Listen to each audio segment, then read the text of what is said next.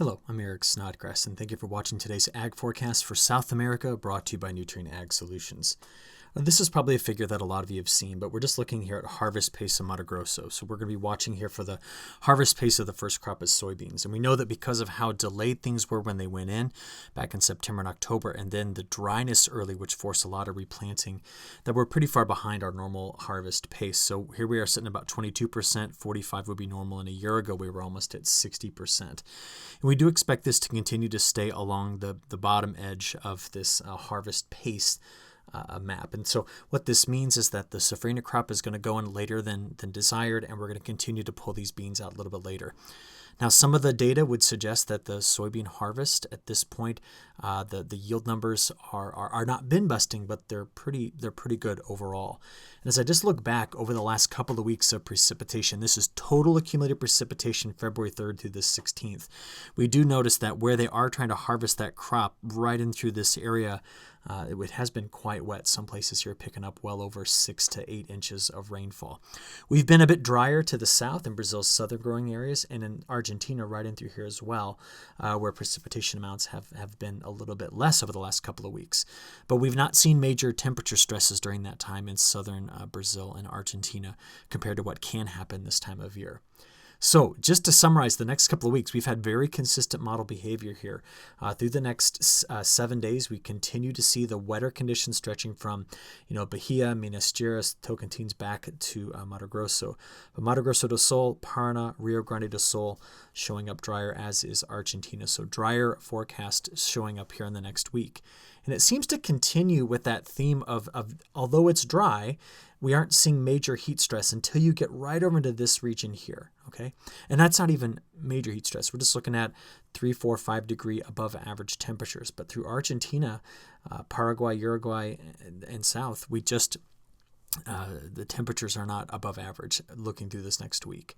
Now, looking out into week 2, we continue to see that same area here with the drier bias moving forward with much wetter conditions, again, where we're going to continue to actively harvest this crop and get the safrinha crop planted. And just thinking about that, putting it all together, this is just the next 15 days. So there will be sections here of southern Brazil and Argentina that are going to be missing out on 2 to 4 inches of rainfall during the next 15 days, while in excess of 2 to 5 inches of rainfall could fall into this quarter. So very much split north versus south here in South America on precipitation patterns.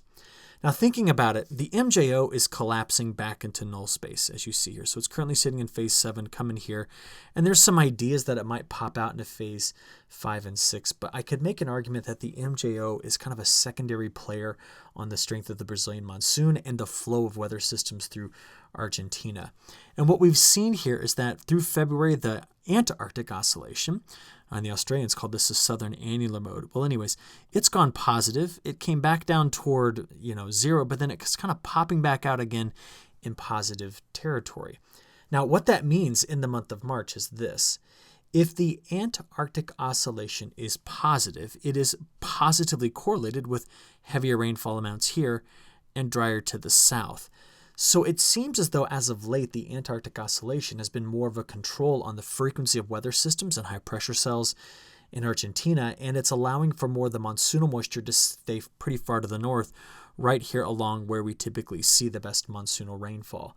So we can see this is probably the more dominant of our factors moving forward as we get into March. Now, what I want to do is take the longer term view. A couple of things to point out. Our La Nina will be here as a major driver in the Pacific Ocean through at least probably the next 6 months. It's weakened over its peak, but you still see a broad stretch here of stronger trade winds and the cooler ocean temperatures in that area. So the question becomes, what does that mean for South America? Well, in March and in April, that time period, the correlations between La Nina are not very strong because normally that's a time of year where La Ninas are fading, so they're backing off, allowing for other things like the Antarctic oscillation to kind of take over. But what I did here is I looked out for that time period of May through July. And why we're doing this is because this is when we will be harvesting, especially at the beginning of that time period, we'll be harvesting the safrinha crop.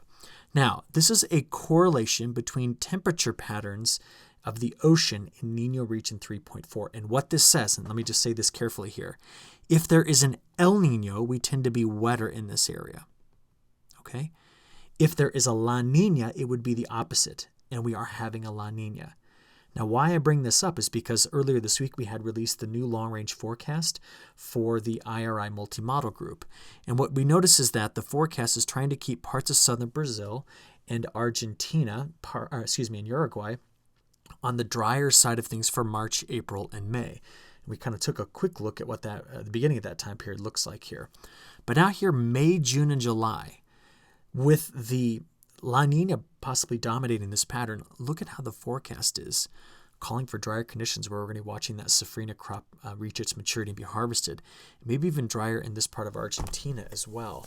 So I'm starting to see some concern over, with the slow pace of the safrinha crop going in, and then the longer range models suggesting that we could be looking at some drought stress late, is just something I think we need to keep a close eye on. All right. So I'll keep you updated on the progress of this, and we'll keep looking out here longer range to see how this all evolves. But that's a pretty high probability of seeing drier conditions late. So we'll wrap it up there and hope you all have a great weekend. Thank you.